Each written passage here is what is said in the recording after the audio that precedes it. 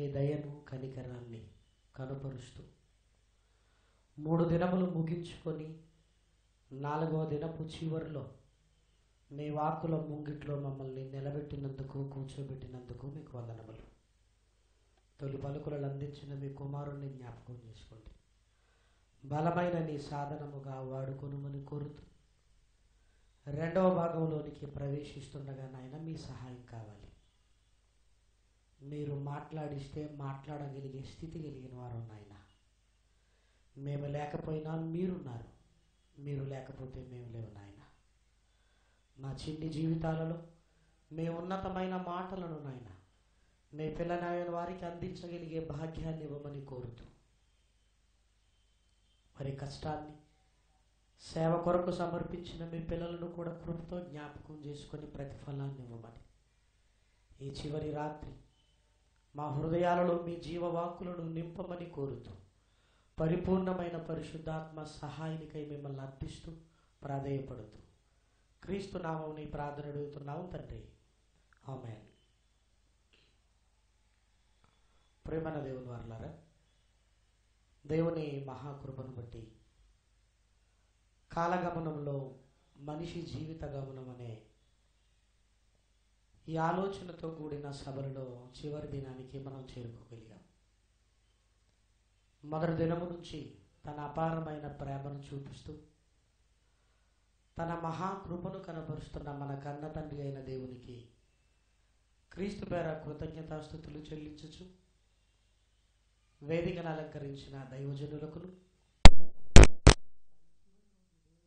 ప్రేమించి వచ్చిన మీ అందరికీ క్రీస్తు పేర శుభములు, వందనములు తెలుపుకుంటూ, కాలగమనంలో మనిషి జీవితం ఎటువైపు సాగుతుందో, ఒకవైపు వస్తువులు, మరొక వైపు వ్యక్తులు. వస్తువులైతే అభివృద్ధిని సూచిస్తున్నాయి, వ్యక్తులైతే పతనానికి పరుగులు పెడుతున్నట్టుగా మనకు కనపడుతుంది. ఒకవైపు మనిషి మేధస్సు పరుగులు పెడుతుంటే మనిషి జీవితం మాత్రం అధోగతి పాలవుతుంది. ఎందుకు అంటే జ్యోతిర్మయుడగు దేవుణ్ణి చూడకపోవటం వల్లే. శ్రేష్టమైన ప్రతి ఈవి ఆయన నుండి వస్తే శ్రేష్టమైన దానిని మనిషి కోరుకోక మట్టి లోకంలో ఉంటున్న జ్ఞానానికై పరితపించాడు. భూ సంబంధమైనది దయ్యముల జ్ఞానము. అభివృద్ధిగా మనకు కనపడుతున్న మానవ జీవితంలో చివరికి పతనమే ఈరోజు పతాకంగా కనపడుతున్న ఈ కాలాలలో మానవ జీవిత గమనం వెనక్కి వెళుతుంది అని మొదటి దినపు వర్తమానాన్ని మనం విన్నాం. వస్తువులైతే అప్డేట్ అవుతున్నాయి, కానీ మానవ జీవితాలు మాత్రం వెనక్కి వెళుతున్నాయి. వస్తువులతో పాపాన్ని పెంచుకుంటున్నాడు అంటే మానవ జీవితం వెనక్కి వెళ్ళిందనే చెప్పాలే తప్ప ముందుకు వెళుతుందని చెప్పడం చాలా కష్టము. నేరాలలో కూడా తనకున్న జ్ఞానాన్ని వినియోగించుకుంటున్నాడు అంటే అది పతనం కాకపోతే అభివృద్ధి అని ఎలా చెప్పగలం? ఇలాంటి సంగతులతో కూడిన మొదటి వర్తమానాన్ని మొదటి దినమున మనం విన్నాం.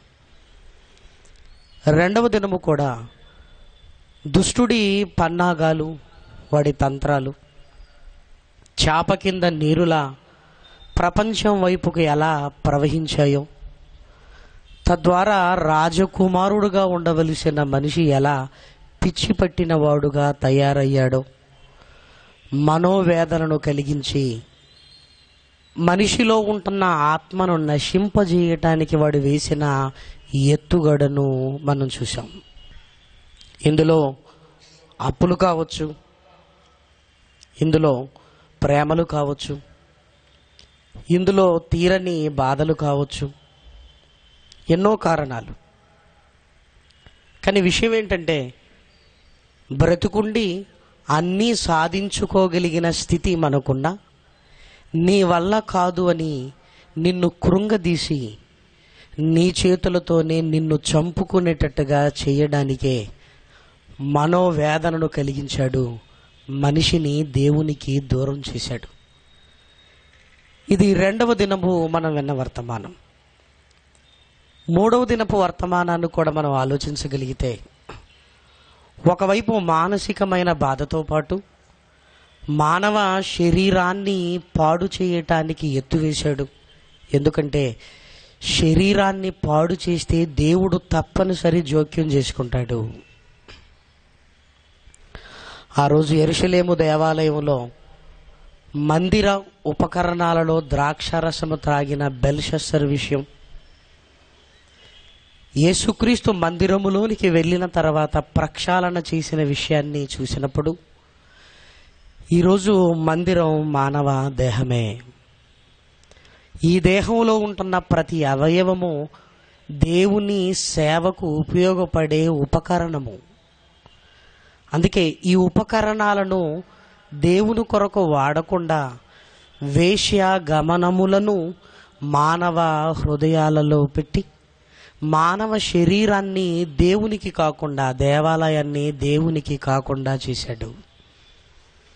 అంటే బైబిల్ గ్రంథములో కూడా మనుష్యుడు చేయు ప్రతి పాపము దేహమునకు వెలుపల ఉన్నది, కానీ జారత్వము చేయువాడు తన సొంత శరీరానికే హానికరముగా పాపము చేయుచున్నాడు. ఈరోజు భయంకరమైన రోగాలు పుట్టడానికి కారణం వ్యభిచారాలు కాదా, జారత్వాలు కాదా? హైదరాబాద్లో ఒక ఐటీ సంస్థలో ల్యాబరేటరీస్ బ్లాక్ అయిపోయాయి. చాలా పెద్ద నిర్మాణం. అంత పెద్ద నిర్మాణాన్ని గావిస్తున్నప్పుడు ల్యాబరేటరీస్ ఎందుకు బ్లాక్ అయిపోయాయి అని అందరూ ఆశ్చర్యపోయారు. వెంటనే రిపేర్ చేయడానికి పనివారిని తీసుకుని వచ్చి ఓపెన్ చేసినప్పుడు ఎందుకు బ్లాక్ అయ్యాయి అని వాళ్ళు తెలుసుకున్నారంటే, ఆ ల్యాబరేటరీస్లలో కొన్ని లక్షల కండోములు పడేశారు. కొన్ని లక్షలు. ఆశ్చర్యపోయిందండి. చైర్మన్ ఆశ్చర్యపోయాడు. కొన్ని లక్షల కండోములు వేయటం వల్ల ఆ ల్యాబరేటరీస్ బ్లాక్ అయిపోయాయి, బాత్రూములు. అతడేమన్నాడో తెలుసా? అసలు ఇక్కడ ఏం జరుగుతుంది? నైట్ షిఫ్టులని, డే షిఫ్టులని, అసలు ఇక్కడ ఏం జరుగుతుందని వాపోతున్నాడు. కొన్ని లక్షల కండోములు ల్యాబరేటరీస్లో పడేస్తే బ్లాక్ అయిపోయాయంటే ఏమండి, ఎంత తీవ్రంగా ఉందో ఒక్కసారి మీరు ఆలోచించండి. ఎంత తీవ్రంగా ఉందో. మరొక ఐటీ సంస్థ నిర్వహించిన ఉద్యోగాల మేళలో చాలామందికి ఉద్యోగాలు వచ్చాయి. ₹1,00,000 పైగా జీతం. ₹1,00,000 పైగానే జీతం. ఆ తర్వాత ఉన్నట్టుండి ఆ చైర్మన్, ఎందుకైనా మంచిది మెడికల్ చెకప్లు చేయించండి వాళ్ళకు ఆర్డర్స్ ఇవ్వడానికి అన్నప్పుడు, మెడికల్ చెకప్లు చేస్తే ఇదిగో లైంగిక సంబంధమైన వ్యాధులు కలిగిన వారుగా, అందులో ఉంటున్న 99% లైంగిక వ్యాధులతో ఉన్నవారుగా నిర్ధారించడం జరిగింది. ఎయిడ్స్ లాంటి భయంకరమైన రోగాలు.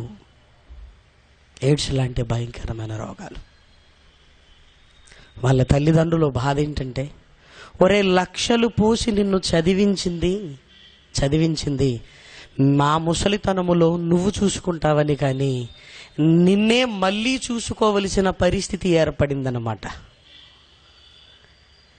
ఏమంటే చేతుల్లో లక్షలు కదలాడుతుండగానే మనిషిలో కోరికలు పెంచేది డబ్బు. ఆ డబ్బు ఏం చెయ్యాలో తెలియదు. ఒకవైపు సినిమాలు, ఒకవైపు అశ్లీలత, మాటల్లో బూతులు, సరసోక్తులు, పోకిరి మాటలు, ఇవన్నీ యువతను ఎక్కడి వైపుకు నడిపిస్తున్నాయి అని ఒకవైపు వాపోతుండగానే, ఒక యువతైన వివాహము తర్వాత మార్చుకుంటారు అనే ఆశ మనకు ఉన్నప్పుడు, వివాహాలైన వారు కూడా అక్రమ సంబంధాలు నేర్పుతున్న ఈ కాలం చూస్తుంటే మన మీద మనమే జాలి పడాలి ప్రియమైన వారలారా. ఏమి సాధించగలం? ఏమి సాధించగలం? ఒక్కసారి మీ అవయవాలను చూసుకొని ఇవి మందిరపు ఉపకరణములు అని మీరు ఆలోచించండి ప్రియమైన వారలారా. ఈ చెయ్యి సంఘములో ఒక ఉపకరణము. ఈ చెయ్యి ఏం చెయ్యాలో నీకు అర్థమవుతుంది. ఈ కనులు ఇదిగో సంఘమనే మందిరములో ఉపకరణములు. ఈ కళ్ళు ఏం చెయ్యాలో మనకు అర్థమవుతుంది. ఈ వేశ్య గమనములు మనిషిని చివరికి నరకానికే చేరుస్తున్నాయి. ఇందులో స్త్రీ పురుషులన్న తేడా లేదు. స్త్రీ పురుషులన్న తేడా లేదు కదా. ఏదైతే వద్దు అంటాడో దానిని ఎక్కువ చేయించడానికి, ఏదైతే దేవుడికి ఇష్టం లేదో ఆ ఇష్టము లేనిదే మనలో కనిపించి దేవుడే కోపగించుకొని మనలో ఉంటున్న ఆత్మను నాశనము చెయ్యాలని వాడి ఎత్తుగడ. ఎవడైనను దేవాలయమును పాడు చేసిన ఎడల దేవుడు వానిని పాడు చేయును. నీ ఆత్మను పాడు చేయటానికే నిన్ను నువ్వే ఈ దేహం అనే దేవాలయాన్ని పాడు చేసుకోవడానికి ఇదిగో నిన్ను పురుకొలిపింది. ప్రియమైన వారలారా. అందుకే బైబిల్లో ఉంటున్న మాటలు మనిషి గమనాన్ని సరిదిద్దేటివి. మనిషి జీవితం బ్రహ్మాండంగా ఉండాలి ప్రియమైన వారలారా. అందుకే ఈ చివరి రోజు కూడా ఒక అద్భుతమైన వాక్యపు భాగంలోనికి మనం ప్రవేశించగలిగితే, కాలచక్రం గిరున తిరుగుతున్న ఈ కాలంలో ప్రతిదాన్ని రేటుతో మాట్లాడే పరిస్థితి ఈరోజు మన మధ్యకు వచ్చింది. ప్రతిదీ రేట్. ఒక షాపుకి వెళ్ళినప్పుడు మీకేం కావాలండి, మీకేం కావాలి అని అడుగుతూ 500 నుంచి 1000 రూపాయల వరకు అటెళ్ళండి, 2000 నుంచి 5000 వరకు ఇటు వెళ్ళండి, 5000 నుంచి ఆ పైన అటు వెళ్ళండి అని వెళ్ళగానే క్లాసిఫికేషన్ చేస్తున్నాడు. అంటే ఇక్కడున్న రేట్లు మీకు ముందుగా తెలిస్తే బాగుంటుంది కదా అని. ముందుగా తెలిస్తే బాగుంటుంది కదా. మీరు ఒకవేళ కొనాలనుకుంటున్న వస్తువు 500లో నుంచి 1000 రూపాయలు ఉంటే ఆ బ్లాక్కి వెళ్ళండి. లేదు 1000 కా పైన ఒక 5000 మధ్య ఉంటే ఈ బ్లాక్కి వెళ్ళండి. లేదు 5000 కా పై మాటే మీరు కొనాలి అనుకుంటున్నారంటే ఇదిగో ఆ ముందున్న బ్లాక్కి వెళ్ళండి అని. అందుకే ప్రతి వస్తువు మీద కూడా ఒక రేటు ముద్రించిన ట్యాగ్స్ మనకు కనపడుతుంటాయి. ఈరోజు ఆన్లైన్ షాపింగ్ వచ్చిన తర్వాత స్నాప్డీల్ కానివ్వండి, ఫ్లిప్కార్ట్ కానివ్వండి, అమెజాన్ కానివ్వండి, వస్తువును చూస్తాం. వెంటనే మనం ఏం చేస్తామంటే దాని రేట్ ఏంటో చూస్తాం. మనం దాని రేట్ ఏంటి ఏమంటే ఈ రేటు దేన్ని తెలియజేస్తుంది అంటే ఆ వస్తువు యొక్క విలువను తెలియజేస్తుంది. ఇది 500 రూపాయల విలువ కలిగింది, ఇది 10,000 రూపాయలు కలిగిన విలువ కలిగింది అని. అందుకే ఈరోజు మీరు ఎక్కడ చూడండి, మనిషి విలువ లేనిదే మాట్లాడలేని పరిస్థితి. మనిషికున్న తన జ్ఞానంతో ఏమంటే ఖరీదు లేనివి కూడా ఖరీదు కలిగినవిగా తయారు చేయడం మొదలుపెట్టాడండి. పేపర్లో ఇది పెన్ అనుకునేరు, ఈ పెన్ 1,00,00,000 రూపాయల పై మాటే అన్నారు. ఇది కేవలం రాసుకునే పెన్ అనుకుంటే మీరు పొరపాటు పడ్డట్టే. ఈ పెన్ ఖరీదు 1,00,00,000 రూపాయల మాటే అన్నారు. ఏమండి పెన్ అనగానే ఒక 5 రూపాయలు ఊహిస్తాం మనం, ఒక 10, ఒక 20. కానీ ఈ పెన్ మీరు అనుకుంటున్నది కాదు, 1,00,00,000 రూపాయల పైనే అన్నారు. వెంటనే మనకు ఆశ్చర్యం కలుగుతుంది. 1,00,00,000 రూపాయలంత విలువ చేసేది ఏంటి అనగానే కింద రాస్తూ ఇదిగో ఈ పెన్లో వజ్రాలను పొదిగించారు. ఎప్పుడైతే వజ్రాలు వచ్చి చేరాయో ఆ పెన్కు విలువ పెరిగింది. కదా. ఇదిగో పెళ్లినాడు పలాని స్త్రీ ధరించిన గౌను, అది ఒక గౌన్ అనుకుంటే మీరు పొరపాటాయి, అది 5 కోట్ల పై మాటే. ఎందుకు 5 కోట్ల రూపాయలు? ఎందుకు? అంటే దానికి బంగారపుతో జరి ఆ గౌను చుట్టూ నేయబడింది. అంటే అందులో బంగారం వెళ్ళింది. బంగారము విలువైంది కనుక విలువైన బంగారం ఆ గౌన్లో చేరగానే ఆ గౌను కూడా విలువ పెరిగింది. ప్రియమైన వారలారా, ఇలాంటివి మనం ఎన్నో చూస్తుంటాం. ఇదిగో నానో కారు కదా అని ఆషామాషిగా తీసేయకండి, ఈ నానో కారు కోటి పై మాటే అన్నాడు. ఎందుకు అంటే ఆ నానో కారు చుట్టూ బంగారపు పూత పూయబడింది. ఇలాంటివి ఎన్నో మనం చదువుకొని ఉంటాం. కాసేపు ఆశ్చర్యపోయి ఉంటాం. ఏమండి ఇంత చిన్నదానికి లక్షలు అంటున్నారేంటి అని లోకంలో ఉంటున్న వాటిని చూసి ఏమండి ఆశ్చర్యపోయిన సందర్భాలు కోకొల్లలుగా ఉంటాయి. ఏమండి జ్ఞానం పెరిగినా మనిషి దృష్టికి లోకములో ఉన్నవి విలువైనవిగా కనిపిస్తుంటాయి, విలువైనవిగా. అందుకే కొంతమంది మనుషుల మాటల్లో ఇదిగో ఇది మామూలు అనుకుంటున్నావా, 20,000 తెలుసా అని ప్రతి దానికి రేటు మాట్లాడుతున్నప్పుడు మనకి ఏమనిపిస్తుందంటే వీరి దృష్టిలో ప్రతిదీ ఇదిగో ఓ విలువైందిగా చూడాలని రేటు మాట్లాడుతున్నారు అనుకుంటాం. బైబిల్ గ్రంథంలో కూడా యూదా గారు ఇదిగో ఈ విలువైంది ఎందుకు వేస్ట్ చేశారు అని వెంటనే దాని కాస్ట్ గురించి మాట్లాడుతున్నాడంటే వాడి ఆలోచన కూడా మార్కెట్ వాల్యూను ఫాలో అవుతుంది. దేనికి ఎంత రేటు, దేనికి ఎంత రేటు. కానీ బైబిల్ గ్రంథంలోనికి వెళ్ళి చూస్తే బైబిల్ ఎప్పుడూ కూడా మన జ్ఞానానికి భిన్నంగా కనపడుతుంటుంది. మనం అందుకోలేనంత ఎత్తులో ఉంటుంది ప్రియమైన వారలారా బైబిల్. అలాని మనం కష్టపడితే అందుకోలేనంత ఎత్తులో మాత్రం ఉండదు. బైబిల్ పట్ల ఇష్టం ఉండాలి, దేవుడంటే గౌరవం ఉండాలి, అంతకు మించి బ్రతకాలన్న ఆశ ఉండాలి, ఈ బ్రతుకులో పవిత్రతను కలిగి ఉండాలి. నిజంగా ఈ 4 లక్షణాలతో బైబిల్లోనికి రాగలిగితే ప్రతి మాట ఎంత అద్భుతంగా కనపడుతుందంటే దేవుడు కలిగించే వివేచన మనసంతా నిండిపోతుంది ప్రియమైన వారలారా.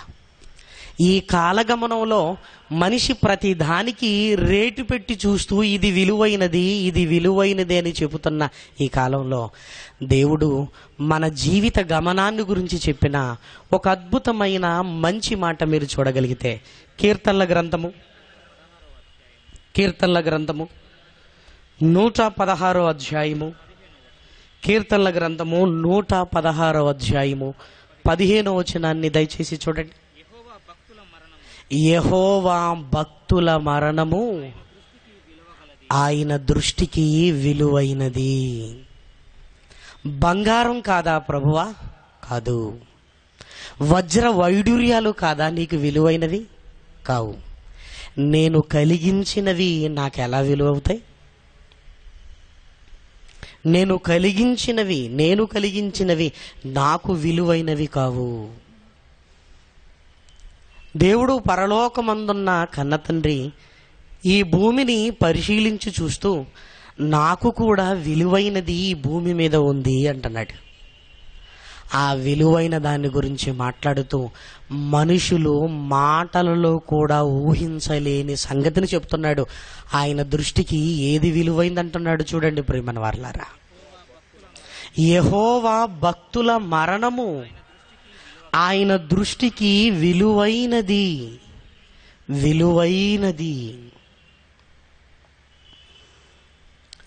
మరణము విలువైనదా?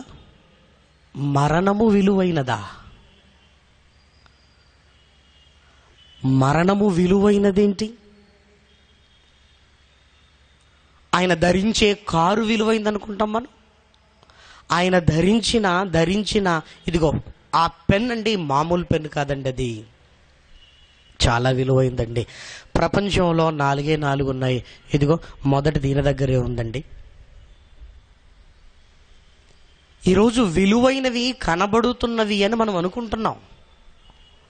కానీ దేవుడు నా దృష్టికి విలువైనది నా భక్తుల మరణం అంటున్నాడు ప్రియమైన వారలారా. ఎందుకు మరణం విలువైనది అంటున్నాడు? మరణంలో ఏముంది? ఆత్మ శరీరాన్ని విడిచిపెట్టడమే. పోనీ మరణానికి ముందు ఏమైనా ఉందా? ఎలా మరణము విలువైనదైంది? అలాని అందరి మరణాన్ని గురించి చెప్పటం లేదు సుమా. ఎంత స్పష్టంగా అక్కడ రాయబడిందంటే భక్తుల మరణము విలువైనది అంటున్నాడు. చనిపోతున్న వారి యొక్క ప్రతి మరణము విలువైంది అని చెప్పటం లేదు. భక్తుల మరణము విలువైంది అంటున్నాడు. ఏమంటే దేవుని దృష్టికి విలువైనది మనకు విలువైనదిగా కనపడుతుందా? మనకు విలువైనదిగా కనపడుతుందా? కనబడటం లేదు. మన దృష్టికి విలువైనదిగా కనబడటం లేదది. అయినా దేవుని ఆలోచనలు వేరు, మన ఆలోచనలు వేరు కదా. ఏమంటే మనుషుల దృష్టికి ఘనమైనవి దేవుని దృష్టికి అసహ్యములు. అసహ్యములు. లూకా గారు రాసిన సువార్త 16వ అధ్యాయము 15వ వచనం. లూకా గారు రాసిన సువార్త 16వ అధ్యాయము 15వ వచనం. మీరు మనుషుల ఎదుట నీతిమంతులు అనిపించుకొనుగోరు వారు గాని దేవుడు మీ హృదయములను ఎరుగును. మనుషులలో ఘనముగా ఎంచబడినవి. ఈ పెన్ ₹1,00,00,000 మనకి విలువైంది, దేవుని దృష్టి కాదు ప్రియమైన వారలారా. ఈ గౌన్ 5 కోట్లు లోకం దృష్టికి, మనుషుల దృష్టికి విలువైనది, దేవుని దృష్టికి కాదు ప్రియమైన వారలారా. ఏమంటే ప్రపంచంలో ఇవి విలువైనవి అని మనుషులు దేని గురించి మాట్లాడుకుంటారో అవన్నీ దేవుని దృష్టికి అసహ్యములైనవి. ఎంత ఆశ్చర్యకరంగా ఉందండి బైబిల్. మనకు విలువైనవి దేవునికి అసహ్యములు. మరి దేవుని దృష్టికి విలువైనది, దేవుని దృష్టికి విలువైనది లోకానికి ఎలా ఉంటుందంటే అసహ్యంగా ఉంటుంది ప్రియమైన వారలారా. దేవుని దృష్టికి విలువైనది లోకం దృష్టికి అసహ్యంగా కనపడుతుంటుంది. ఏమండి అదేలో మాకేదో అర్థం కాలేదు ఇంకా అని ఒకవేళ అనుకుంటే, దేవుని దృష్టికి విలువైనది లోకం దృష్టికి అసహ్యంగా కనబడుతున్నది మనం చూడగలిగితే అపోస్తలుల కార్యములు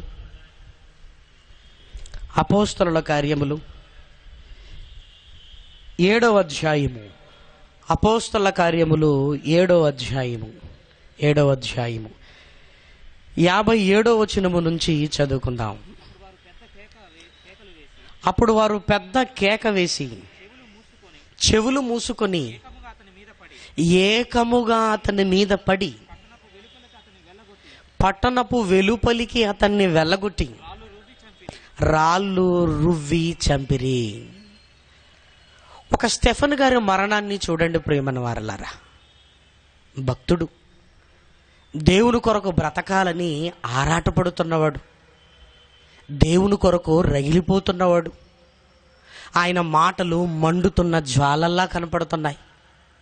ఆయనను చూస్తున్నప్పుడు దేవుని కొరకు వెలుగుతున్న కాగడలా కనపడుతున్నాడు ఆయన. ఎప్పుడైతే దేవుని గురించిన ఉన్నతమైన సంగతులు మాట్లాడుతున్నాడు, వీరికి అర్థం కాదేమో అనుకుని అబ్రహాము గారి దగ్గర నుంచి మాట్లాడుతూ, నా సహోదరులరా, అసలు దేవుని సంకల్పం ఎలా ఉందో తెలుసా? మనల్ని మార్చుకోవాలి అని ప్రవక్తలను పంపాడు. మనల్ని మార్చుకోవాలని ఇదిగో యేసుక్రీస్తును పంపాడు. కాలగమనములో మనల్ని మార్చుకోవాలన్న ఆలోచన తప్ప మరొకటి లేదు ఆయనకు. ఆయన స్థిరుడు.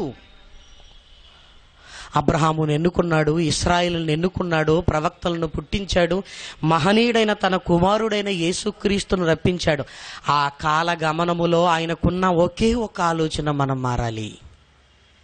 ఆయన ఏ మార్పు చేసినా మనలో మార్పు రావాలనే కదా. ఇదిగో మీరు ఆయన్ని చంపేశారు కదా, ఆయనను నేను ఎక్కడ చూస్తున్నానంటే పరలోకమందు చూస్తున్నాను. దేవుని కుడిపార్శ్వమున నిలిచియుండుట నేను చూచుచున్నాను అనగానే వెంటనే అర్థం చేసుకొని వారు, మేము చంపినవాడు బ్రతికి నీకు కనబడుతున్నాడా అని రాళ్లతో కొట్టి చంపుతున్నారు. ప్రియమైన వారలారా, ఈ రాళ్లతో కొడుతున్న విధానాన్ని కూడా మీరు చూసినప్పుడు అతన్ని పట్టణపు వెలుపలికి తీసుకుని వెళ్ళారు. అంటే ఇదిగో, ఈ దుష్టుడి చావు పట్టణంలో అయితే ఈ పట్టణానికి కీడు, వీన్ని పట్టణపు వెలుపలికి ఈడవండి అన్నారు. ఆ రోజు సమాజం ఏమనుకుంటుంది? స్టెఫెన్ గారిని ఏమనుకుంటుందండి? ఆ రోజున్న సమాజం ఏమనుకుని ఉంటుంది? ఏమనుకుంటుందో తెలుసా? ఈయనేదో మాట్లాడుతున్నాడు, మనకు పండితులు ఉన్నారు, ధర్మశాస్త్రోపదేశకులు ఉన్నారు, యాజకులు ఉన్నారు, పరిసయ్యులకు ఉన్నారు, వాళ్ళందరికీ తెలియంది ఈయనకు తెలుసా?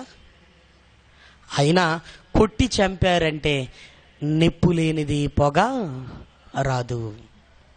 ఒకవేళ నిజంగా ఆయన బ్రతికాడు అని ఈయన చెప్పాడు కదా, యేసుక్రీస్తు బ్రతికాడు అని, ఆయన బ్రతికినప్పుడు ఈయనను కూడా బ్రతికించవచ్చు కదా. అయినా దేవుని కొరకు చావటం అంటే పట్టణపు వెలుపలికి తీసుకుని వెళ్ళి ఎంత ఘోరంగా చచ్చాడంటే, అమ్మో, ఆ మరణము నిజంగా ఎంత భయంకరము. ఏ తప్పు చేయకపోతే దేవుడు మాత్రం ఎందుకు ఈయన్ని ఇలా చంపుతాడు? చూసారా? ఏమంటే క్రైస్తవుడు సమాజానికి ఎలా కనపడుతుంటాడంటే చేతగాని వాడుగా కనపడుతుంటాడు. ఏమండి, మాటలన్నా వాడేం మాట్లాడతాడులే అన్నట్టుగా కనపడుతుంటాడు, వీడేం చేయగలలే అన్నట్టుగా కనపడుతుంటాడు. కానీ దేవుని మాటలు కలిగిన వ్యక్తిగా ఇదిగో స్టెఫెన్ గారు మాట్లాడటం లేదు. ఏమంటే ఈరోజు మరణాలు కూడా అప్పుడప్పుడు మాట్లాడుతున్నప్పుడు, అబ్బా ఆయనదండి మంచి మరణం అండి అంటుంటారు. మరణంలో కూడా మంచి ఉందంట, మరణంలో కూడా అబ్బో ఆ మరణం ఎవరికి రావద్దండి అంటారు. ఏమంటే ఏ మరణం మనం రావాలని కోరుకుంటాం, ఏ మరణం రావద్దని కోరుకుంటామంటే మంచాల్లో పడి అమ్మో నలిగిపోయే ఆ మరణం మనకు రావద్దు అనుకుంటాం. అంటే మనకు ఎలా రావాలి? క్షణాల్లో రావాలి. అప్పుడప్పుడు పెద్దవాళ్ళు మాట్లాడుతూ, మా తాత ఉండేవాడండి, అసలు మంచినీళ్ళు కూడా ఎవరి చేత తీసుకోకుండానే, మాతో ఎవరి చేత సేవ చేయించుకోకుండానే చచ్చిపోయాడండి. అబ్బా ఎంత మంచోడండి,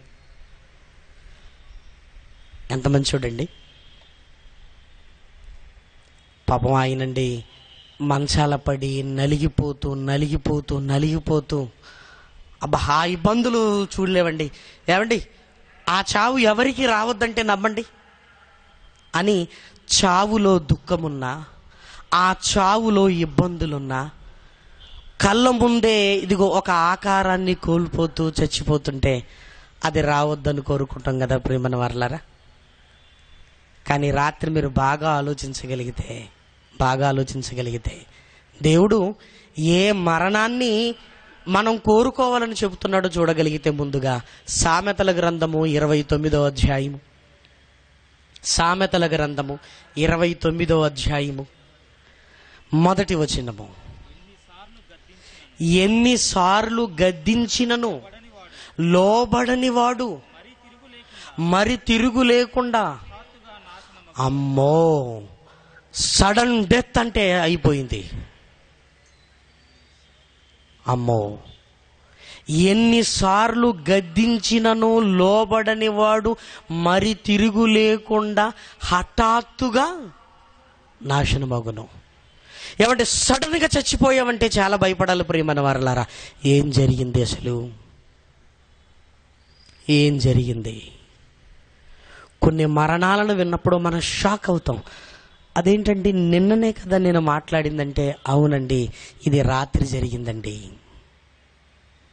అంటే ఆ మరణానికి ముందు ఏం జరుగుతుందంటే, దేవుడు ఎన్నోసార్లు గద్దిస్తుంటాడు.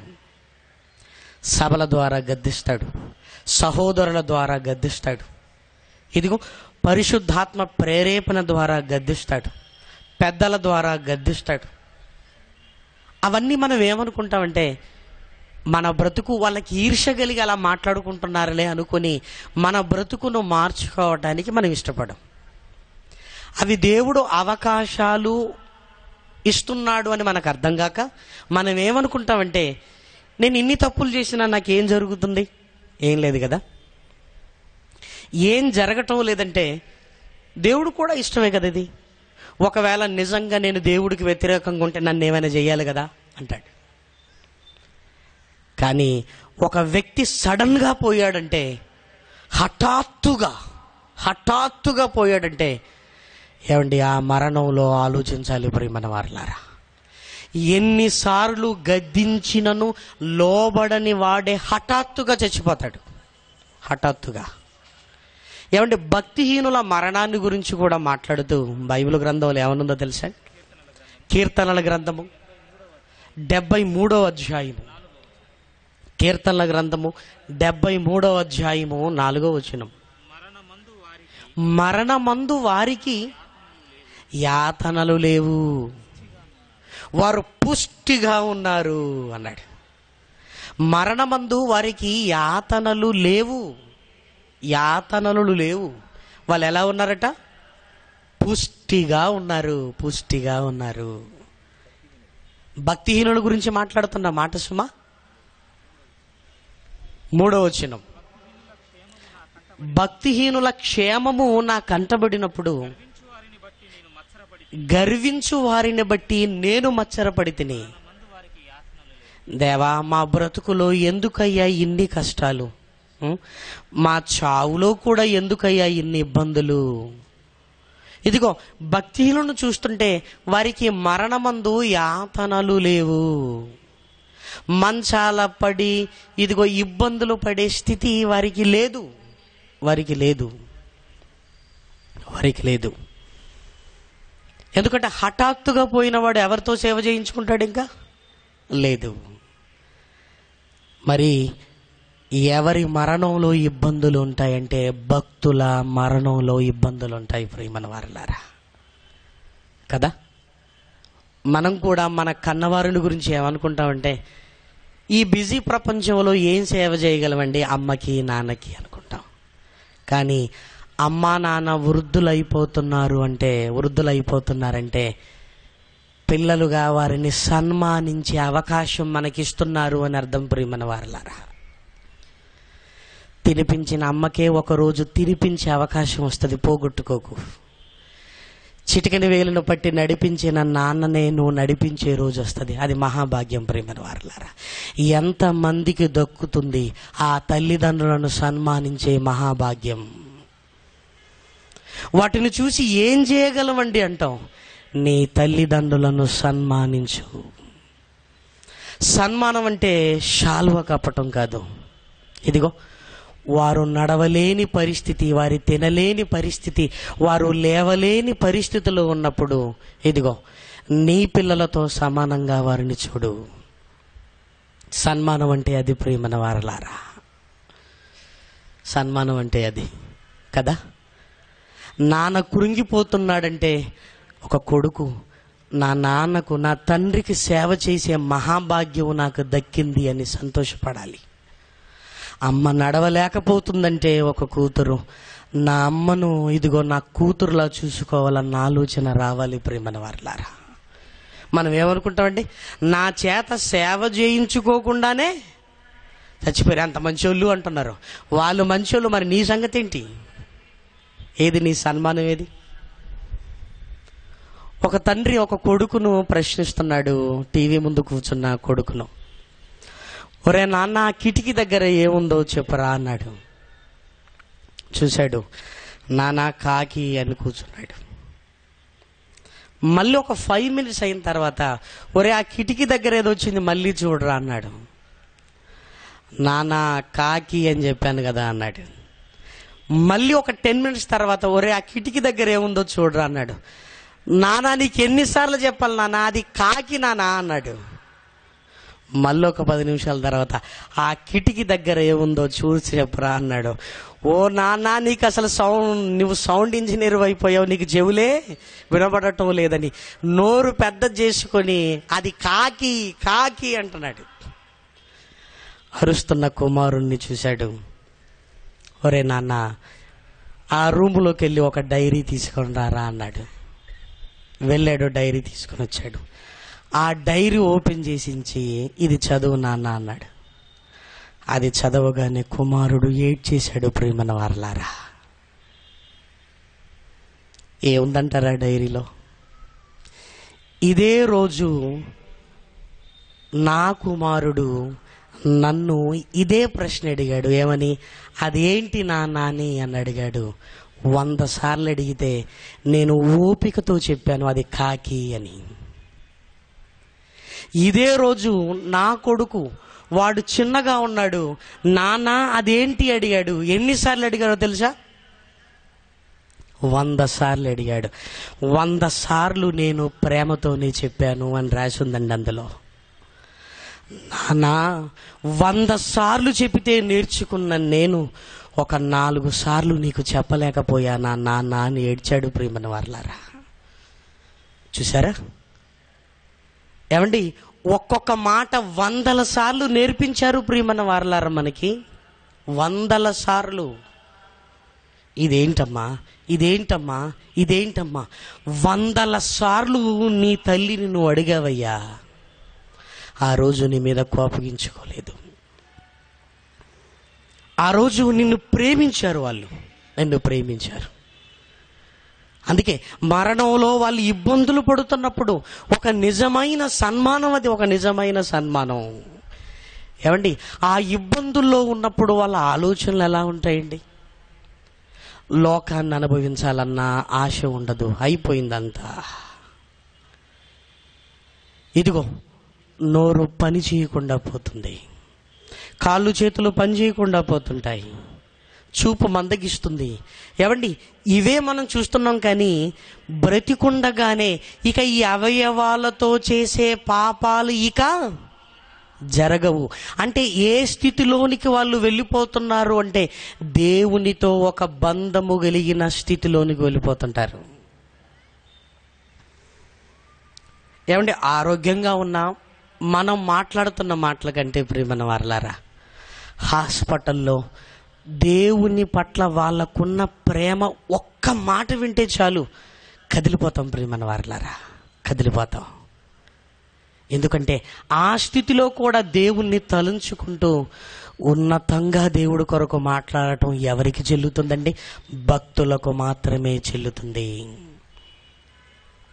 స్టెఫెన్ను రాళ్లతో కొడుతున్నారు. యేసు ప్రభువా, యేసు ప్రభువా. ఆయన మాట ఏంటండి? యేసు ప్రభువా, ఈ నేరము వారి మీద మోపకమయ్యా. ఏ నేరము? సమాజం దృష్టికి అది విలువలేనిది, అసహ్యంగా కనపడుతుంది కదా, అసహ్యంగా. 10 మందిలో కాలర్ పట్టుకోగానే మనకి ఎలా ఉంటుంది? ఇంత అవమానమా నాకు అనుకుంటాం, ఇంత అవమానమా అని. ఇదిగో 10 మందిలో మన పేరు చెప్పి వీడు దొంగ, వీడు ద్రోహి అన్నప్పుడు ఎలా ఉంటుందండి? అమ్మో, ఇంతమందిలో నన్ను అన్నారు కదా, నా పరిస్థితి ఏంటి అనుకుంటాం. కానీ బైబిల్ ఏమన్నదో తెలుసా? బైబిల్ ఏమన్నదో తెలుసా? మనుషుల దృష్టికి విలువైనవి దేవుని దృష్టికి అసహ్యములు. ఇదిగో మనుషుల దృష్టికి అసహ్యంగా కనపడుతున్నవి దేవుని దృష్టికి ఘనమైనవి, ఘనమైనవి, ఘనమైనవి అంటున్నాడు. ఒక స్టెఫెన్ గారు మరణం విలువైనది ప్రియమైన వారలారా. ఒక స్టెఫెన్ గారి మరణం విలువైనది. ఆయన మరణంలో యాతనలు ఉన్నాయి, ఆ బాధ దేవుడు కొరకు. ఆయన మరణంలో దెబ్బలున్నాయి, అవి దేవుడు కొరకు. ఆయన మరణములో ఇదిగో కొడుతున్నప్పుడు మహానుభావుడు ఇదిగో ఆ రాయి దెబ్బ తనకు తగలకుండా దాచుకోవటానికి అందరూ హేళన చేస్తున్నప్పుడు, గేలి చేస్తున్నప్పుడు ఒక్కొక్క రాయి పట్టుకుని నిలబడినప్పుడు అందరి దృష్టికి అసహ్యంగా కనపడుతున్నాడు ఆయన మరణం. కానీ దేవుని దృష్టికి అది చాలా విలువైనది. ఎందుకు విలువైనది? ఆ మరణములో విలువైనవి ఉన్నవి గనుక. ఆ మరణములో విలువైనవి ఉన్నవి గనక ప్రియమైన వారలారా. అంత విలువైనవి ఏ ఉన్నవి ఆ మరణంలో అనుకుంటున్నారా? అంత విలువైనవి ఆ మరణంలో ఏమున్నవో బైబిల్ గ్రంథములోనికి వెళ్ళి చూడగలిగితే చక్కటి మాటలు కనపడుతుంటాయి ప్రియమైన వారలారా. ఎంత చక్కటి మాటలు కనపడుతున్నాయో చూడండి. కీర్తనల గ్రంథములో వాక్యాన్ని గురించి దేవుడు రాయించిన మంచి మాట. కీర్తనల గ్రంథము 19వ అధ్యాయము, కీర్తనల గ్రంథము 19వ అధ్యాయము 10వ వచనం. అవి బంగారము కంటెను,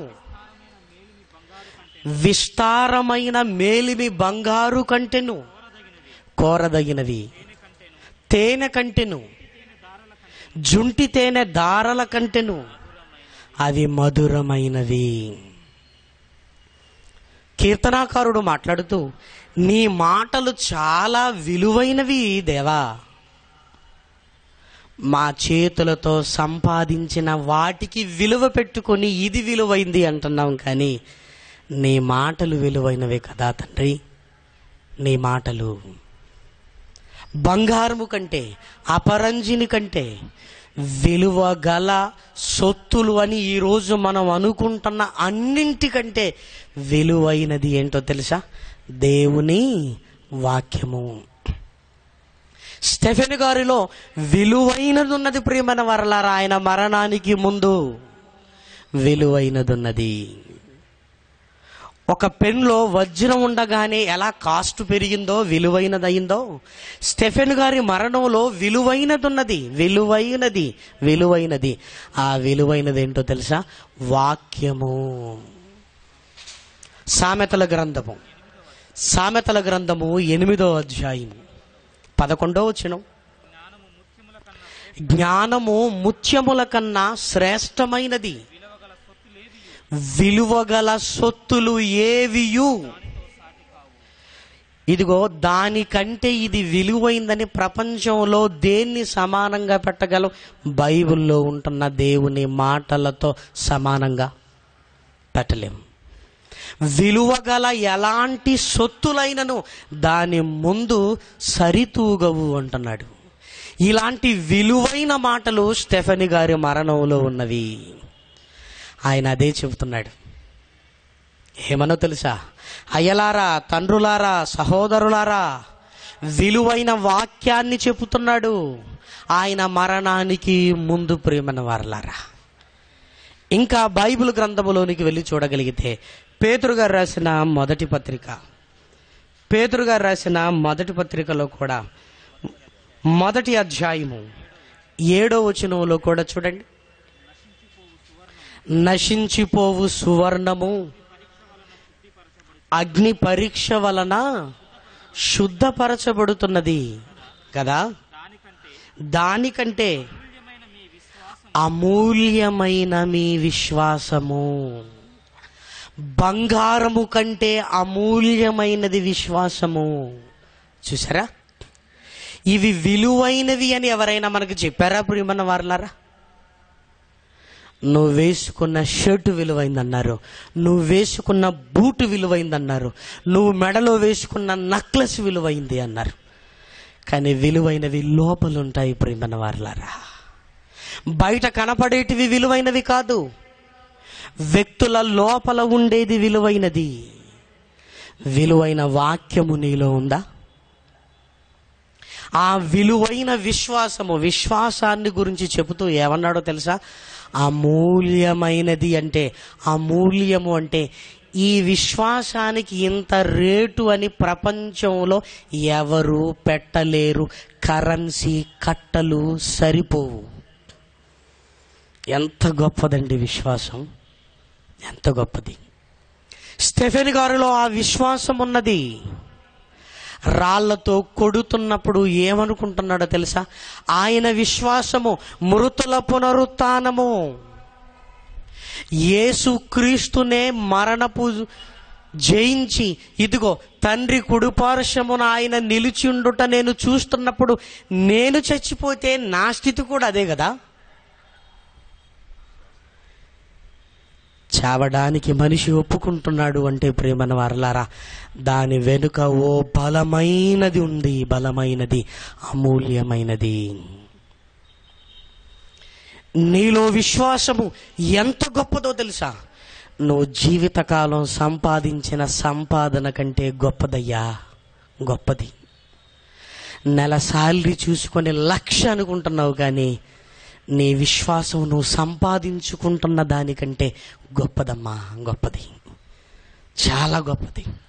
స్టెఫెన్ గారి మరణము ఎందుకు విలువైనది అయినదంటే ఆయనలో అమూల్యమైన విశ్వాసం ఉన్నది, అమూల్యమైన విశ్వాసం ఉన్నది, అమూల్యమైన విశ్వాసము. ఇంకా చూడండి, పేతురు గారు రాసిన మొదటి పత్రిక మొదటి అధ్యాయము 19వ వచనం.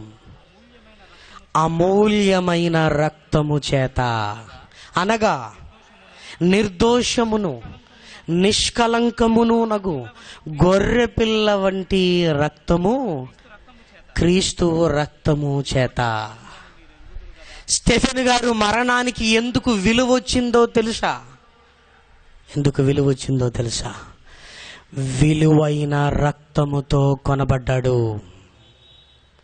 అమూల్యమైన రక్తముతో కొనబడ్డాడు. ఎవరిది అమూల్యమైన రక్తము? అమూల్యము, వెలపెట్టలేనిది, వెలపెట్టలేనిది. నిష్కలంకమును నిర్దోషి అయిన గొర్రె పిల్ల వంటి రక్తము. చూసారా, ఇన్ని విలువైనవి స్టెఫెన్ గారి మరణంలో కనపడుతున్నప్పుడు ఆయన మరణం విలువైనది కాదా? విలువైనది కాదా? యేసుక్రీస్తును గురించి వ్రాయబడిన మాటలు చూస్తుంటే ఏమండి, ఆయన రక్తము విలువైనది. ప్రియమైన దేవుని పిల్లలారా, ఎంతని చెప్పగలం చెప్పండి? ప్రపంచంలో ఉంటున్న అంకెలు సరిపోవు, కొత్త అంకెలు కరిపెట్టినా యేసుక్రీస్తు రక్తానికి విలువని చెప్పగలిగే అంకెలు ప్రపంచంలో లేవు. ప్రియమైన దేవుని పిల్లలారా, లేవు. అలాంటి విలువైన రక్తముతో విమోచింపబడ్డాడు స్టెఫెన్ గారు. స్టెఫెన్ గారి జీవితంలో విలువైనవి కనపడుతున్నవి. వజ్రాలు కనపడుతున్నాయి, వైడూర్యాలు కనపడుతున్నాయి, బంగారము కనపడుతుంది, గోమేధికము కనపడుతుంది. ఇప్పుడు ఆయన మరణము ఏమైందో చెప్పండి? విలువైనది. ఆయన మరణము విలువైనది, ఆయన మరణము విలువైనది. ప్రియమైన వారలారా, అందుకే కొరింథీయులకు రాసిన పత్రికలో కూడా పౌలు గారు మొదటి పత్రికలో 6వ అధ్యాయము 20వ వచనంలో ఎంత మంచి మాట మన గురించి వ్రాస్తున్నాడు చూడండి. మీరు మీ సొత్తు కారు, విలువ పెట్టి కొనబడిన వారు గనుక. విలువ పెట్టి కొనబడిన వారు గనుక. విలువ. క్రైస్తవుడి జీవితానికి విలువ ఎందుకు వచ్చిందో తెలుసా? విలువైన రక్తంతో విమోచింపబడ్డావు గనుక. భక్తుల మరణానికి ఎందుకు విలువ వచ్చిందో తెలుసా? ఆ రక్తముతో కనబడిన నీవు అమూల్యమైన విశ్వాసాన్ని, అమూల్యమైన దేవుని వాక్కులను అదే సంపదగా నీ జీవితంలో నిలుపుకున్నావు గనుక. ఏమంటే బైబిల్లో ఎలాంటి ఆశ్చర్యము ప్రియమైన వారలారా! ఒక లాజరు మరణము విలువైనది. ఎన్ని విలువైన వస్తువులు వదిలేశాడని కాదు, మరణంలో ఎంత విలువ ఆయన సంపాదించుకున్నాడు. దేవుని వాక్కులున్నవి లాజరులో. ఇదిగో, దేవుని పట్ల నమ్మకము, విశ్వాసం ఉన్నది ప్రియమైన వారలారా. ఏవి విలువైనవో ఏవి విలువలేనివో తేడా తెలియకుండా ఈ కాలగమనములో వస్తువులు సంపాదించుకుంటున్నాం, విలువైనవి వదులుకుంటున్నాం ప్రియమైన వారలారా, కదా? సంపాదన సంపాదించుకుంటున్నావు, విలువైనవి వదిలేస్తున్నావు. నీలో ఉంటున్న విలువైన వాక్యాన్ని వదిలేస్తున్నావు కదా. అది విలువైనది అని నీకెప్పుడు అర్థమవుతుంది? ఏమండి, విత్తబడిన వాక్యాన్ని దుష్టుడు వచ్చి ఎత్తుకొని పోవును అన్నప్పుడైనా మనకు అర్థం కావాలి, వీడు దీనినే ఎందుకు ఎత్తుకొని పోతున్నాడంటే ఇదే విలువైనది. మన అమూల్యమైన విశ్వాసాన్ని వదిలేసుకుంటున్నారా ప్రియమైన వారలారా? వెలగలిగిన వస్తువులను చూసి విలువైన అమూల్యమైన విశ్వాసాన్ని వదిలేస్తున్నారా? ఏ నమ్మకం లేండి అనుకుంటున్నారా? ఏమండి జీవితాలు ఇంతేలేండి, ఏ నమ్మకం లేండి అనుకుంటున్నారా? వద్దు ప్రియమైన వారలారా, నీ కాల గమనములో విలువైనవి సంపాదించుకోవాలి. అది ఎవరో సంతకం చేసిన బ్యాట్ కాదు, ఎవరో వేసుకున్న బట్టలు కాదు కదా. ఏముందండి మీ దగ్గర విలువైంది అంటే, ఆయన అంటున్నాడు సంతకం చేసిన బ్యాట్ ఉందన్నాడు, తల మీద కొట్టేసుకో. బ్యాట్ ఎందుకు? బ్యాటా ఎందుకు? నీ దగ్గర విలువైనది ఏముందండి? విలువైనది ఉందండి నా దగ్గర విలువైంది. ప్రపంచంలో అన్ని స్టాంపులు ఉన్నాయండి నా దగ్గర. అతికించుకో నీ ముఖానికి. స్టాంపులా? ఏవి సంపాదించుకుంటున్నావు, దేన్ని వదులుకుంటున్నావు? ఏముందండి నీ దగ్గర విలువైంది? నా దగ్గర విలువైందండి 1920లో వాడిన పెన్ను ఉందండి. ఇప్పుడు రాస్తుందా? రాయదు. మరి ఎందుకు? ఎందుకు? విలువైనవా? విలువైనదేంటో తెలుసా? దేవుని మాటలు.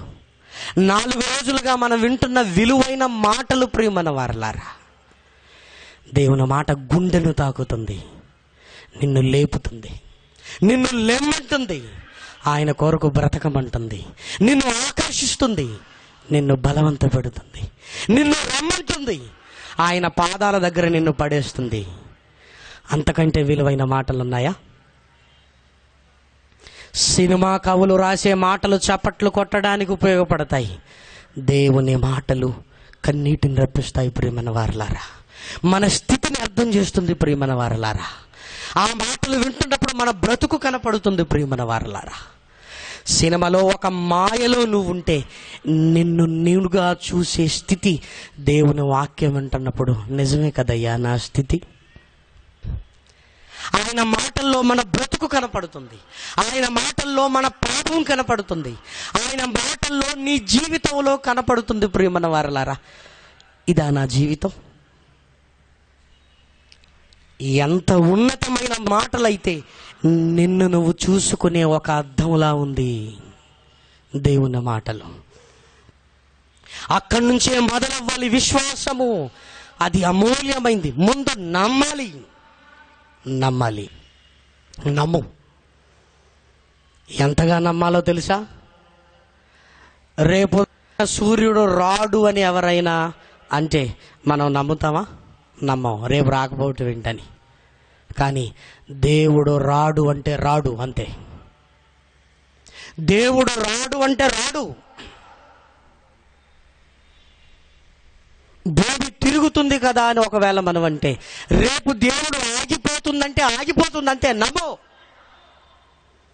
నమ్మకాన్ని కలిగి ఉండు. దేవుని పట్ల ఒక అపారమైన విశ్వాసం నీలోకి రావాలి. ఎంత? కొండను తీసుకొని వెళ్ళి సముద్రములో పడవేయబడుతుందంటే నువ్వు నమ్మాలి. నమ్మగలవా?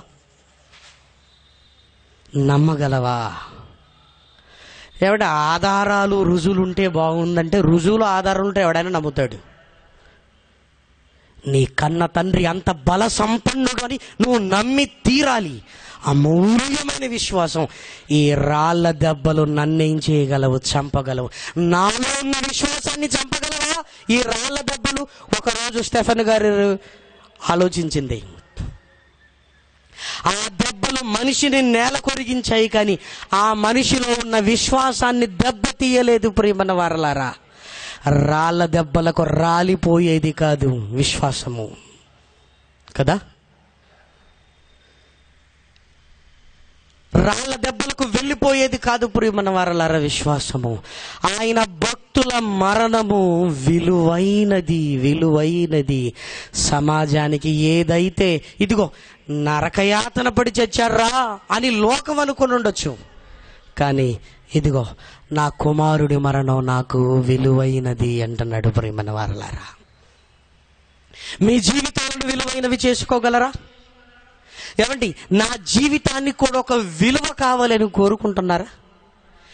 విలువైన వస్తువులు కాదు ప్రియమైన వారలారా, విలువైనది జీవితం.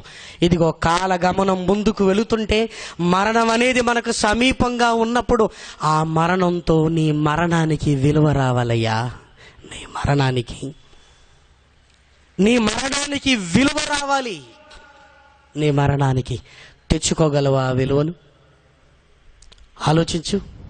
రేపు ఈ సభ లేదండి, రేపు ఈ సభ లేదు. ఈరోజు చివరి రోజు కదా. లక్షల రూపాయలు పోశారండి. చిన్న చిన్న పిల్లలు కష్టపడ్డారండి, చిన్న చిన్న పిల్లలు. వాళ్ళ రెక్కల కష్టం ఎందుకు? దేవా, ఎవరినో కదిలించాలి నాయన ఈ మాటల ద్వారా. నువ్వు ఆకట్టుకోవాలి. ఇదిగో ఈ లక్షలు విలువైనవి కాదు, ఈరోజు మారే ఒక ఆత్మ విలువైనది ప్రియమైన వారలారా. ఈరోజు నా తండ్రి కొరకు నేను బ్రతకాలనుకుంటున్న మీరు విలువైన వారు ప్రియమైన వారలారా. నీ రక్షణ విలువైనది ప్రియమైన వారలారా. మీ రక్షణ విలువైనది. కాలగమనంలో చావు తెచ్చుకుంటే ఆ చావుతో నీకెంత విలువ రావాలో తెలుసా?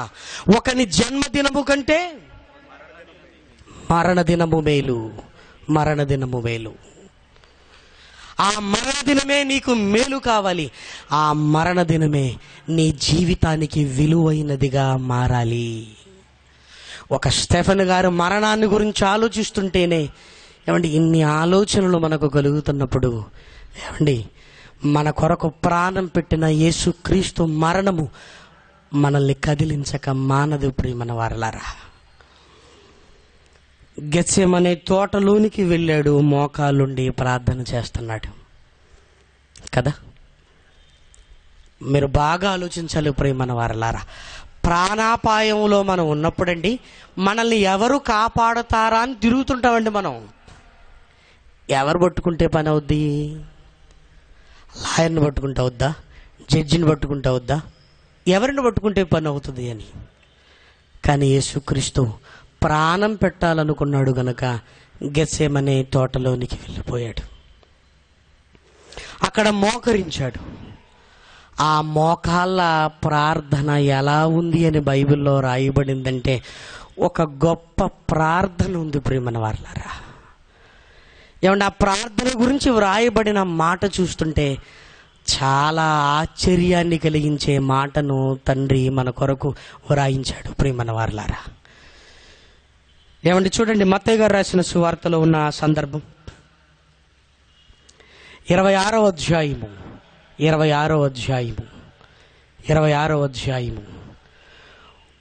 38వ వచనాన్ని నుంచి చూడండి.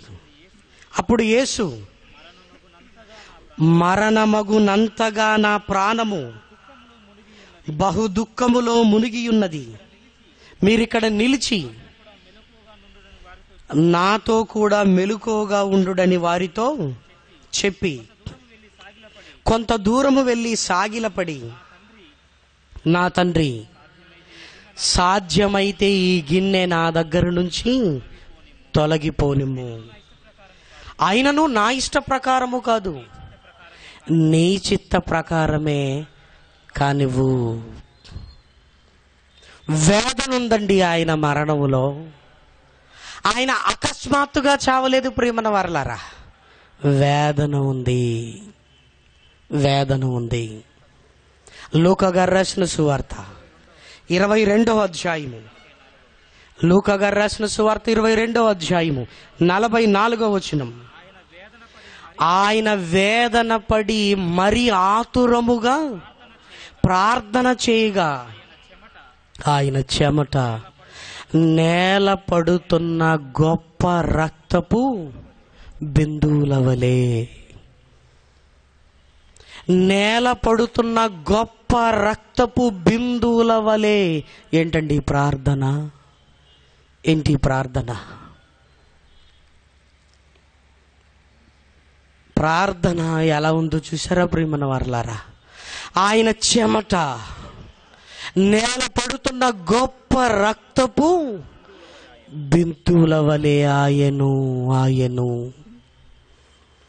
ఆయన మానసిక క్షోభ ఎవరికి అర్థమవుతుందండి? ఎవరికి అర్థమవుతుంది? ప్రాణం పెట్టేవాడికి తెలుసండి ఆ బాధ ఎలా ఉంటుందో. తండ్రి, నా ఇష్టము కాదు నాయనా, నీ చిత్తమే నెరవేరునుగాక అని వెళ్ళిపోయాడు. వెళ్ళిపోయిన దగ్గర నుంచి ఆయన మరణములో వేదనలు. బైబిల్లో రాయబడిన మాట కూడా, ఇదిగో తండ్రి ఆయన మరణ వేదనలు తొలగించి, మరణ వేదనలు, ఆయన మరణములో వేదనలున్నవి. ఆ వేదనలు ఎలా ఉన్నవనుకుంటున్నారు? మానసికంగా, శారీరకంగా ఇబ్బంది పెడుతున్నారండి యేసుక్రీస్తుని. తలపై ముళ్ళ కిరీటం పెట్టారు. ఇదిగో రాజు అని చెప్పుకున్నావు కదా, మరి రాజు కిరీటం ఉండాలి కదా, ఆ ముళ్ళ కిరీటాన్ని తలపై గుచ్చారు. ఇదిగో వస్త్రాలను తీసివేశారు. ఒక రెల్లు ఆయన చేతికిచ్చి, ఇదిగో రాజదండం, ఇది రాజదండం. ఆయనను అవమానపరుచుచు, నీకు అన్నీ తెలుస్తాయట కదా, ఇదిగో మాలో ఎవరు నిన్ను కొట్టారో ప్రవచించు. మాలో ఎవరు నిన్ను కొట్టారు? అపహాస్యము చేసి, గేలి చేసి, ఏమండి ఇలా మరణానికి వెళుతున్నాడంటే ఈయన మరణం మంచిది కాదనుకుంటున్నారా? లోకపు ఆలోచన వేరు ప్రియమైన వారలారా, లోకపు ఆలోచన వేరు. మత్తయి గారు రాసిన సువార్త 27వ అధ్యాయము 27వ వచనము.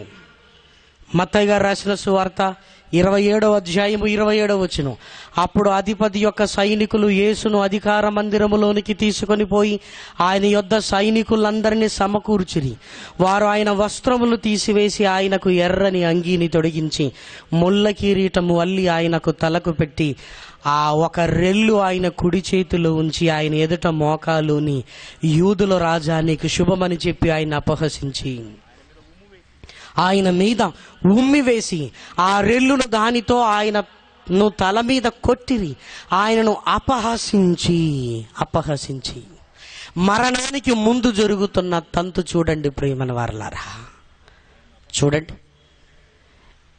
గాయపడితే కొట్టాలనిపించదండి. ఎవరైనా బాధపడుతున్నప్పుడు మనం ఇంకొక మాట అనాలనిపించదు. ఎందుకు అనలేదంటే, పోన్లేరా చచ్చిన పాము వాడిని ఇంకెందుకు అందాంలే అని వదిలేస్తారండి. దయాగుణం కలిగిన వారు చిన్న మాట అనగానే వాళ్ళు బాధపడుతున్నారంటే ఎందుకులే, ఇక పోనీలే, జరిగిందేదో జరిగిపోయిందంటారు. క్రూరులు ఏం చేస్తారంటే ప్రియమైన వారలారా, బాధపడుతున్న కొలది బాధ పెడతారు. దీన్ని శాడిజం అంటారు. శాడిజం, క్రూరత్వము. తప్పు చేశాడు, 4 దెబ్బలు కొట్టగానే, బ్లడ్ రాగానే పొల్ని వదిలేయండి అంటారు. కానీ కొంతమంది ఉంటారు, రక్తం వస్తున్నప్పుడు కూడా ఇంకా గాయపరచాలి, ఇంకా ఇబ్బంది పెట్టాలి.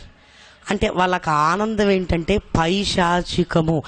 ఎదుటివాడు బాధపడితేనే తప్ప ఆనందం రాదు. దానిని శాడిజం అంటారు. యేసుక్రీస్తు పట్ల అదే చూపారు. కొరడాలతో కొట్టి తీసుకుని వెళ్ళిన తర్వాత, శిలువ మీద వేసిన తర్వాత ఆయన మరణించాడో లేదో టెస్ట్ చేయాలి, పరీక్ష చేయాలి. ఏం చేస్తారండి? ఒక వ్యక్తి మరణించాడో లేదో పరీక్ష చేయడానికి 2 పద్ధతులు ఉన్నవి. మొదటిది, మనమైతే వైద్య పరిజ్ఞానం లేని మనం చెవు దగ్గర ముక్కు దగ్గర వేలు పెడతాం, శ్వాస తీసుకుంటున్నాడో లేదో చెక్ చేస్తాం. ఇంకా ఒకవేళ గుండె కొట్టుకుంటుందో లేదో చెవిని పెట్టి చూస్తాం. డాక్టర్ గారైతే నాడి పట్టుకుంటాడు. ఇంకా వైద్య పరిజ్ఞానం తెలిసిన వారైతే మెదడు పని చేస్తుందా లేదో క్లినికల్గా వాళ్ళు అవగాహన చేసుకుంటారు, చనిపోయాడా లేదా అని. యేసుక్రీస్తు మరణించాడో లేదో ఎలా టెస్ట్ చేశారో తెలుసా ప్రియమైన వారలారా? ముక్కు దగ్గరికి వెళ్ళి వేలు పెట్టలేదు, చెవిని తీసుకెళ్ళి గుండె దగ్గర పెట్టలేదు, డాక్టర్ను పిలిపించి నాడి చూపించలేదు. చచ్చాడో బ్రతికాడో తెలియటానికి పక్కలో బల్లెపు పోటు పొడిచారు ప్రియమైన వారలారా. చూసారా? ఇదా ఒక మనిషి మరణించాడో లేదో తెలుసుకోవటానికి ఇదా పద్ధతి? అంటే ఏమనుకున్నారు? ఒకవేళ ఇప్పటి వరకు చావకుండా ఉంటే ఇప్పుడైనా చావాలి. పక్కలో బల్లెపు పొడుపు పొడిచారు ప్రియమైన వారలారా. చూసారా? ఆ బల్లెపు పోటు, ఇదిగో ఆయన ముళ్ళ మీద పెట్టిన కిరీటము నుండి, కొరడా దెబ్బల నుంచి ఓ విలువైన రక్తధారలు కారాయి. విలువైనది. ఆయన రక్తము వలనే మనకు బ్రతుకులకు విలువనొస్తే ఆయన ఎంత విలువైన వాడో ఆలోచించు. ఆయన మాటల వల్లనే మనకు విశ్వాసం వస్తే విశ్వాసానికి కర్త మరణము ఎంత విలువైనదో ఆలోచించు. ఆ మాటలే విలువైనవంటే ఆ మాటలకు మూలమైన మహనీయుడైన యేసుక్రీస్తు మరణం ఎంత విలువైనదో ఆలోచించు. ఎంత విలువైనది. తండ్రి దృష్టికి ఒక యేసుక్రీస్తు మరణము విలువైనది. మరణములో యాతనలు ఉన్నాయి, అయినా పర్వాలేదు, ఆ మరణము విలువైనది. ఆ మరణంలో తండ్రి మాటలున్నవి, మాట్లాడుకుంటాం కదా మనం. ఆయనను సిలువ వేయటానికి తీసుకుని వెళుతున్నప్పుడు మాటలు, ఆ మరణంలో తండ్రి మాటలున్నవి, విలువైనవి. ఆ మరణంలో విశ్వాసం ఉన్నది. ఏంటో తెలుసా? యెరూషలేము కుమార్తెలారా, నా కోసం ఏడవకండి, నేను 3వ దినమున తిరిగి లేస్తాను. విశ్వాసం ఉన్నది. ఆయన రక్తము విలువైనది ప్రియమైన వారలారా. ఆయన రక్తము. ఏమంటే కీర్తనల గ్రంథంలో రాయబడిన మాట ఎంత అద్భుతమైన మాట ప్రియమైన వారలారా. కీర్తనల గ్రంథము 116వ అధ్యాయము 15వ వచనం. కీర్తనల గ్రంథము 116వ అధ్యాయము 15వ వచనం. యెహోవా భక్తుల మరణము ఆయన దృష్టికి విలువైనది. ఇదిగో మన జీవిత గమనం కూడా మరణానికి వెళుతుంది. నీ మరణము విలువైనదవుతుందా? నీ మరణము విలువైనదవుతుందా? నీ మరణము విలువైనది కావాలా? అయితే విలువైన వాటిని సంపాదించుకో. విలువైన వాక్కులను విను. విలువైన విశ్వాసాన్ని కలిగి ఉండు. ఇదిగో విలువైన యేసుక్రీస్తు రక్తంలో నువ్వు కడగబలిగితే ఇదిగో నీ జీవితానికి విలువ. జీవితమే కాదు, నీ మరణానికి కూడా విలువైనదే. కాలగమనంలో నీ జీవిత గమనానికి విలువ రావాలి. వస్తువులకు విలువ పోవాలి, నీ జీవితానికే విలువ రావాలి ప్రియమైన వారలారా. అందుకే ఈ రాత్రి ఆలోచించు. నీ కన్న తండ్రి దగ్గరికి రావడానికి ఆలస్యం చెయ్యకు. నీ తండ్రిని తెలుసుకోవటానికి మరో సభ అనకు. మారడానికే ఉంది ప్రియమైన వారలారా. పిడికడంత గుండెల్లో ఒక మెరుపు లాంటి ఆలోచన వస్తే చాలు, నిన్నెవరు ఆపగలరు? వర్షిస్తున్నప్పుడు మెరుపు రాకుండా ఏ మేఘము మెరుపు ఆపగలదు? మేఘాలు అడ్డుగా ఉన్నాయి, నేను మెరవలేనని ఏదైనా అనగలదా? మేఘాలను దాటుకుని మెరుపులు భూమి మీద ఉన్న నీ కంటికి కనపడుతున్నప్పుడు ఇదిగో ఈ మేఘాలను చీల్చుకొని ఒక్కసారి నీ తండ్రి కొరకు మెరవగలవా? ఒక్కసారి నీ జీవితానికి విలువ తెచ్చుకోగలవా? నీ జీవితానికి వన్నె తెచ్చుకోగలవా? నీ మరణం విలువైందని నిరూపించుకోగలవా? విలువైనవి సంపాదించుకోగలవా? ఆలోచించు. ఒక్కసారి మెరుపు లాంటి ఆలోచన, నా తండ్రి కొరకు నేను బ్రతకాలని నువ్వు అనుకుంటే నిన్నెవరు ఆపగలరు? అపవాది అడ్డగించగలడా? వాడు ఆపగలడా? నిన్ను మారకుండా వాడు ఆపగలడా?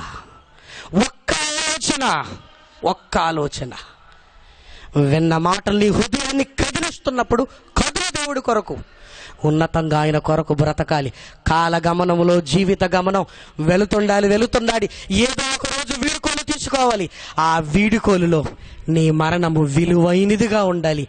ఆ తర్వాత విలువైన పరలోకము నీదే. విలువైన పరలోకము నీదే. నీ బ్రతుకు విలువైనది అయినప్పుడు ఆ విలువైన పరలోకము నీదే. యేసుక్రీస్తు మరణించి తిరిగి లేచాడు. తండ్రి కుడిపార్శ్వమున ఆసీనులై ఉన్నాడు. నిన్ను రమ్మంటున్నాడు. బయలుదేరగలవా? ఈ రాత్రి ఆలోచించు. మంచి నిర్ణయం తీసుకుని ఇంటికి వెళ్ళండి. ప్రార్థన చేసుకుందామండి. దయచేసి ఈరోజు ఆలస్యమైనందుకు మన్నించండి. దయగలిగిన మా కన్న తండ్రి, మీకు వందనములు నాయన. తండ్రి, ఈరోజు మంచి సమయాన్ని మీరు ప్రాప్తింపచేశారు నాయన. సభల ఘనత నీదే, సభల మహిమ నీదే. సభలను నాయన ఉన్నతంగా జరిగించినందుకు కృప మీదే నాయన. మేము వట్టివారము నాయన. కేవలం మీరుంటేనే మేము ఏదైనా చేయగలం నాయన. మీరు లేనిది నాయన చేతులు ముడుచుకోగలమే తప్ప ఈ చేతులు చాపటం కూడా మా వల్ల కాదు నాయన. ఉన్నతమైన మహా జ్ఞానాన్ని ఈరోజు వినిపించినందుకు మీకు వందనములు. కాలగమనంలో వీడుకోలు కోసం వెళుతున్న మేము నాయన విలువ తెచ్చుకునే జీవితాలలోనికి మమ్మల్ని తీసుకుని వెళ్ళమని కష్టపడిన క్రీస్తు సువార్త సంఘాన్ని పిల్లలు మొదలుకొని నాయన వృద్ధుల వరకు, యవనస్తుల వరకు, స్త్రీలను కృపతో జ్ఞాపకం చేసుకోండి. మీ పిల్లలందరినీ బలపరిచారు నాయన. ఉన్నతమైన ఈ కార్యములు జరగటానికి నాయన మీరు ముందుండి నడిపించినందుకు మీకు వందనములు, స్తుతులు, స్తోత్రములు చెల్లిస్తూ ఈ 4వ దినము కూడా వచ్చిన మీ పిల్లలందరికీ ఆశీర్వాదకరంగా మలచండి. ఉన్నతమైన మీ మాటలతో నాయన మీ కొరకు బ్రతకడానికి రేపండి నాయన. విలువైన జీవితాలలో నాయన మమ్మల్ని మేము ఉంచుకొనగలిగే స్థితిని ఇవ్వమని కోరుతూ దూర ప్రాంతాల నుంచి వచ్చిన మీ పిల్లల్ని క్షేమంగా తీసుకుని వెళ్ళండి. వారిని, వారి కుటుంబాలను దీవించండి. మీ పిల్లల మనవులను అంగీకరించండి తండ్రి. ప్రతి ఒక్కరూ నీ అందు ధైర్యాన్ని కలిగి నీ కొరకు బ్రతకగలిగే మహాభాగ్యాన్ని ఇవ్వమని మిమ్మల్ని బ్రతిమలాడుకుంటూ ప్రాధేయపడుతూ దీనివల్ల ఫలమును, ఘనతను, మహిమను మీరే పొందుకొనుమని కోరుతూ వచ్చిన మీ పిల్లలందరికీ పరసంబంధమైన ప్రతి దీవెనలను అనుగ్రహించమని కోరుతూ మీరు చేసిన సహాయానికై మరొకసారి మీకు వందనములు, స్తుతులు, స్తోత్రములు చెల్లిస్తూ తండ్రి, మా వలె మీ కొరకు కష్టపడుతున్న మీ పిల్లలు ఎవరైనా ఉన్నారు నాయన, మాకు తెలిసిన, మాకు తెలియగా ఉన్న వారందరినీ నాయన కృపతో జ్ఞాపకం చేసుకుని నాయన నీ కృపలో నాయన ఇంకా మాకంటే గొప్పగా బలముగా వాడుకొనుమని మిమ్మల్ని బ్రతిమలాడుతూ మమ్మల్ని శత్రువులుగా భావిస్తున్న వారిని దీవించమని, మమ్మల్ని నిందిస్తున్న వారిని కూడా చల్లగా వారిని, వారి కుటుంబాలను, వారి సేవలను, వారి పిల్లలను నాయన కాపాడమని మిమ్మల్ని బ్రతిమలాడుకుంటూ ప్రాధేయపడుతూ తండ్రి జరగనింటున్న కార్యక్రమాలన్నింటిలో నాయన మీ నామ ఘనత కొరకు మాట్లాడగలిగే ఆరోగ్యాన్ని ఇవ్వమని మిమ్మల్ని ప్రాధేయపడుతూ బ్రతిమలాడుకుంటూ క్రీస్తు నామమున ప్రార్థన అడుగుతున్నాము తండ్రి, ఆమేన్.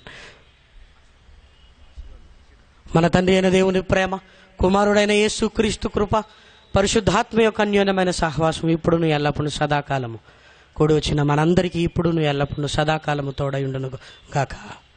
ఆమేన్.